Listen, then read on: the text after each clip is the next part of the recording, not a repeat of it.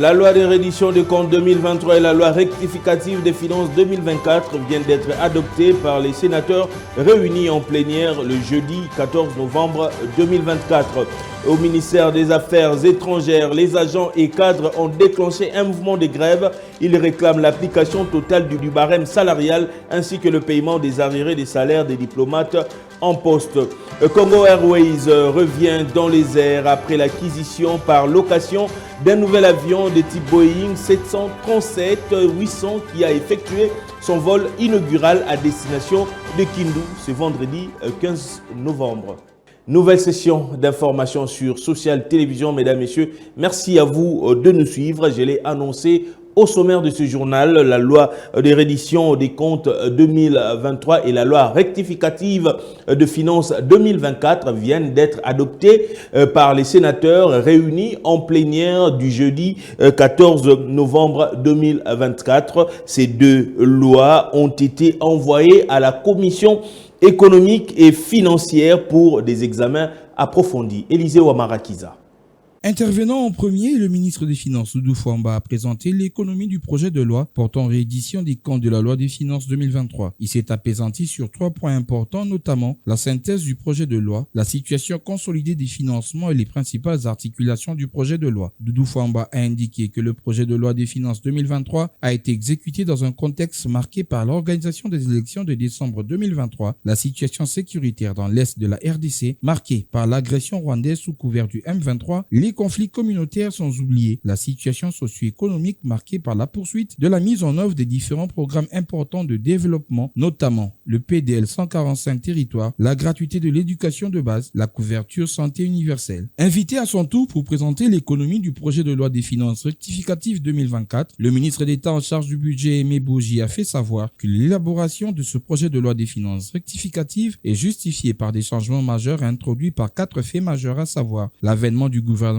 issu des élections de décembre 2023, les pressions sur le cadre macroéconomique suite au choc externe et interne, l'issue heureuse de la renégociation du contrat sino-congolais à l'initiative du chef de l'État et enfin l'aboutissement des négociations avec la Banque mondiale pour des appuis budgétaires importants. Après la présentation faite par les 2 membres du gouvernement, le président du Sénat Jean-Michel Samalou Kondé a ouvert le débat général, offrant ainsi la possibilité aux différents sages de la République de soulever un certain nombre de préoccupations sur les 2 textes sous examen. Le long débat qui s'en est suivi a enregistré 31 interventions ayant relevé entre autres les incohérences, les dépenses effectuées en urgence, la question des pertes fiscales, la question de la gestion des provinces, le respect des textes dans le mode de gestion de la République, notamment la loi des finances. Les sénateurs ont également souligné ce qu'ils qualifient d'incohérence entre le rapport de la Cour des comptes et la présentation du ministère des Finances sur certains chiffres. Ils ont fait en outre constater que le PDL 145 territoires n'est pas visible dans plusieurs provinces, bien qu'ayant connu un début d'exécution dans d'autres territoires du pays.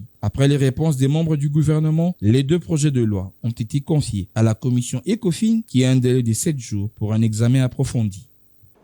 Et puis à l'Assemblée nationale, les députés nationaux ont passé 11 heures de débat pour des questions orales adressées à 3 membres du gouvernement souminois. Il s'agit du vice-premier ministre en charge du plan, du ministre d'État aux infrastructures et du ministre des Mines dans une séance plénière présidée par Vital Kamerhe Lwakaningini-Kingi. Suivez.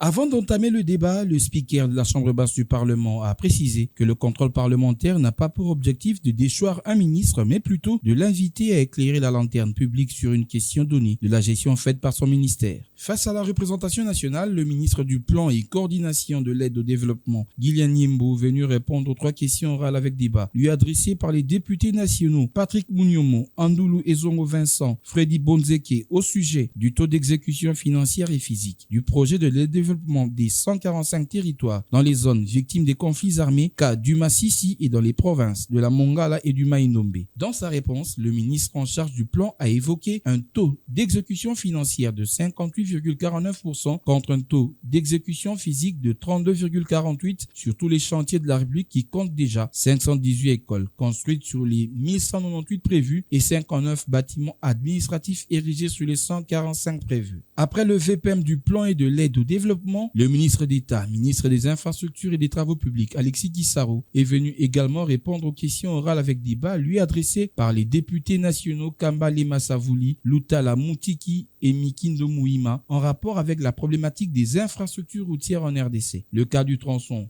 Bukavu-Mwenga, Kamituga, Kitutu, Kasongo, l'abandon des travaux de construction routière déjà lancés, à l'instar du tronçon Kisangani-Komanda-Beni, l'impraticabilité des routes stratégiques menant au front en cette période où la RDC fait face à une guerre injuste d'agression lui imposée par le Rwanda. Pour sa défense, le ministre d'État, ministre des ITPR, s'en est remis aux élus nationaux, autorités budgétaires, pour faire respecter la répartition et le décaissement du budget alloué à chaque ministère en sollicitant une maximisation du budget alloué à son ministère au vu du nombre des routes prioritaires à construire et à réhabiliter. Il a par la même occasion relevé le fait que certains travaux d'infrastructures routières sont commis à d'autres ministères sans l'appui technique du ministère des ITP. Le ministre des Mines, Kizito Pakapomba, a étalé aux députés nationaux pour la toute dernière question les difficultés rencontrées dans ce secteur capable d'améliorer les conditions de vie des populations, mais qui fait malheureusement face à la violation de l'ordre établi, la prolifération d'exploitations illégales par les sociétés étrangères, les intimidations des services de l'administration minière par les forces de l'ordre commis à la protection des carrés et périmètres miniers. Marqué par toutes ces révélations aux allures invraisemblables, le président de l'Assemblée nationale, Vital Kamerhe, a plaidé pour le retour de la police des mines en lieu et place des forces de l'ordre et pour la tenue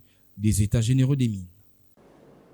Et à la primature, la première ministre Judith Suminwa a rencontré jeudi 14 novembre à la primature le vice-président pour l'Afrique de la Société financière internationale IFC en sigle, Sergio Pimenta. Les deux personnalités ont échangé autour des opérations de l'IFC en RDC et l'exploration de nouvelles opportunités et des collaborations. La chef du gouvernement, Judith Suminwa Tuluka, a rencontré ce jeudi 14 novembre 2024 à la primature Sergio Pimenta, vice-président pour l'Afrique de la Société financière internationale IFC. Au cours de l'audience, Sergio Pimenta a partagé les résultats impressionnants des efforts déployés par l'IFC depuis sa dernière visite en 2021. J'ai eu l'honneur d'être reçu en audience par son Excellence Madame la Première ministre et nous avons eu l'opportunité justement de parler de nos opérations ici en République démocratique du Congo, à la fois ce que nous avons fait depuis ma dernière visite en 2021, nous avons fortement augmenté notre présence ici à Kinshasa, nous avons un bureau qui a près de 20 personnes, mais nous avons également en 3 ans déployé plus de 550 millions de dollars de financement, ainsi que du travail de conseil pour conseiller les entreprises sur leurs questions de développement. Il a également souligné la volonté de l'IFC d'intensifier ses efforts en République démocratique du Congo à travers un financement accru et l'apport d'expertise précieuse au secteur privé. Après des échanges constructifs avec la première ministre, Sergio Pimenta a noté que la priorité de l'IFC s'aligne étroitement avec celle du gouvernement congolais. Notons par ailleurs que l'IFC s'engage à travailler main dans la main avec le secteur privé dans les pays en développement pour créer des marchés et des opportunités durables pour tous, en mettant en disposition ses ressources financières et son expertise pour surmonter les défis du développement. Coopération bilatérale entre la République démocratique du Congo et la Turquie à travers le secteur des transports. On en parle dans ce journal avec l'audience qu'a accordé le vice-premier ministre en charge des transports, voie des communications et désenclavement, Jean-Pierre Bemba Gombo, à l'ambassadeur turc accrédité en République démocratique du Congo. Élisée Ouamara, rendu par Julia Pandi. C'était une visite de courtoisie visant à présenter nos félicitations, un peu retardées, mais bien évidemment c'est comme ça. Ça fait un certain temps que je voulais venir vers le VPM, que je connais personnellement du gouvernement précédent. Alors encore une fois, nous avons présenté nos souhaits de grand succès dans sa nouvelle mission qui est vitale pour l'avenir de ce beau pays. Bien évidemment, tous ces dossiers sont très très importants et on est habitué à travailler avec son Excellence Monsieur le Vice-Premier ministre qui est toujours très attentif aux détails, il maîtrise bien les dossiers. Et aujourd'hui, j'ai utilisé cette occasion aussi pour un peu briefer le VPM sur les états des lieux, soi-disant, de notre coopération bilatérale dans le domaine de transport en particulier. Alors, on a discuté plusieurs volets de cette coopération, en commençant par l'aviation, qui est une histoire de succès pour nous. Le Turkish Airlines est devenu une entreprise très performante ici au Congo, et j'ai présenté nos remerciements, nos sincères remerciements au gouvernement congolais pour le soutien continu qu'il a offert au Turkish Airlines. Et au côté ferroviaire, j'ai briefé le VPM sur les travaux des entreprises turques dans le continent africain en particulier. Comme vous êtes au courant, récemment, une entreprise turque a finalisé un projet de chemin de fer électrifié en Tanzanie, qui a été une révolution, bien évidemment. C'est le tout premier en Afrique.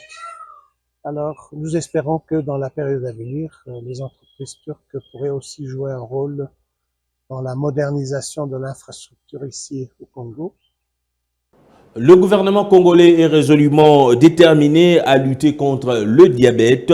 La RDC va réceptionner 300 000 kits de diagnostic et de traitements destinés aux centres de santé à travers le pays. Une annonce faite en marge de la célébration de la journée mondiale de lutte contre le diabète. Titi Bakamba.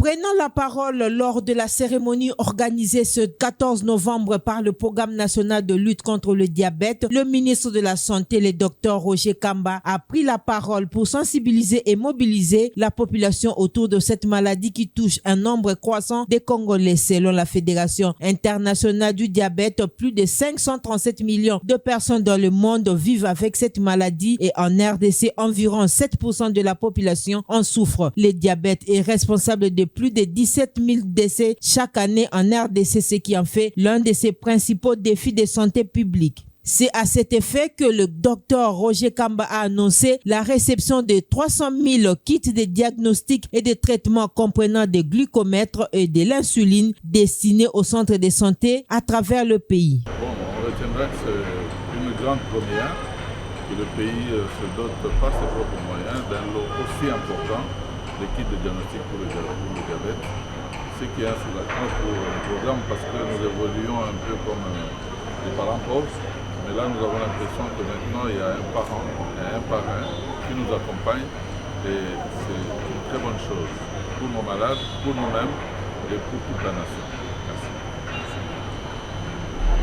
La 33e journée mondiale de lutte contre le diabète, célébrée chaque 14 novembre, représente un moyen important pour sensibiliser la population sur cette maladie chronique, mais également pour rappeler l'importance d'une action coordonnée pour la prévention et le traitement du diabète. Je l'ai annoncé en titre au ministère des Affaires étrangères. Les agents et cadres ont déclenché un mouvement de grève. Ils réclament l'application totale du barème salarial ainsi que le paiement des arriérés des salaires des diplomates en poste en République démocratique du Congo et en dehors des frontières.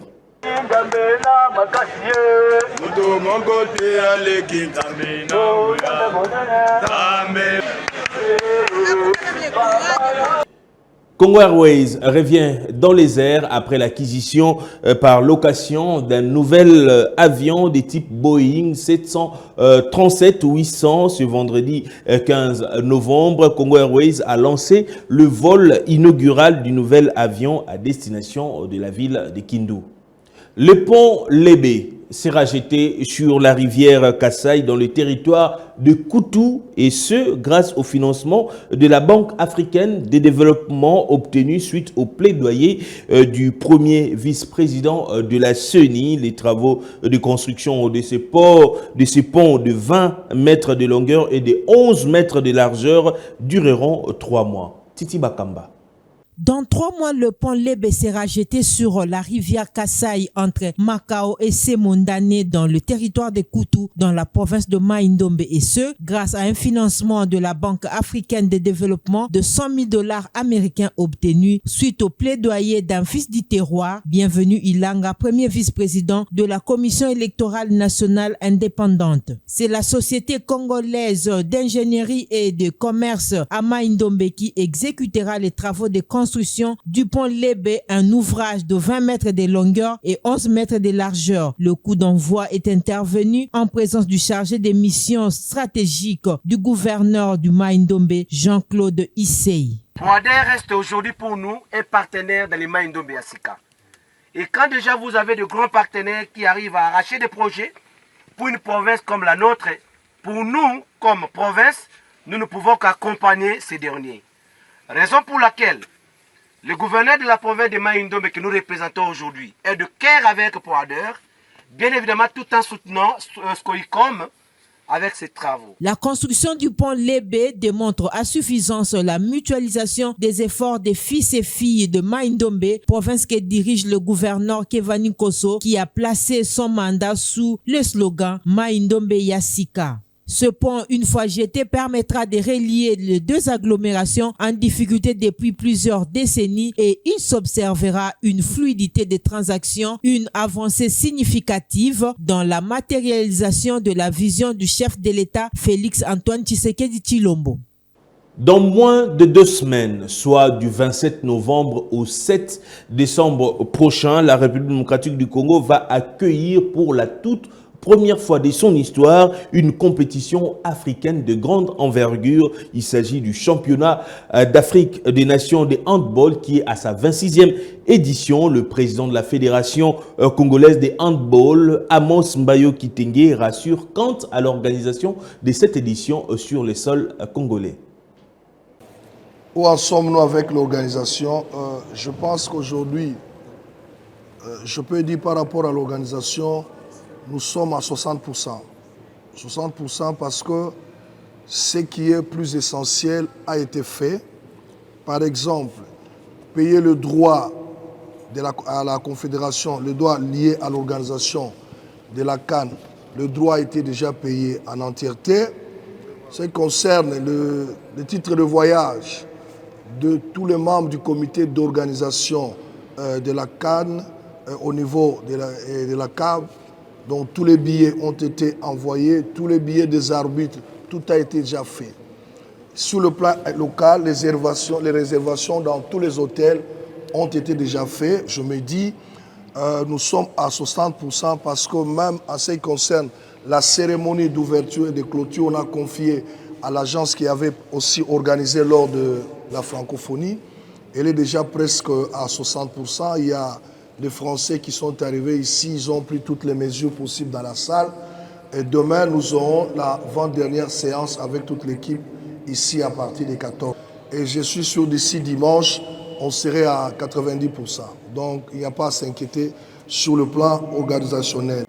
Voilà tout pour ce journal. Merci à vous de l'avoir suivi, madame, monsieur. Je suis ravi de vous le présenter et les informations en continu sur notre chaîne YouTube Social Télévision.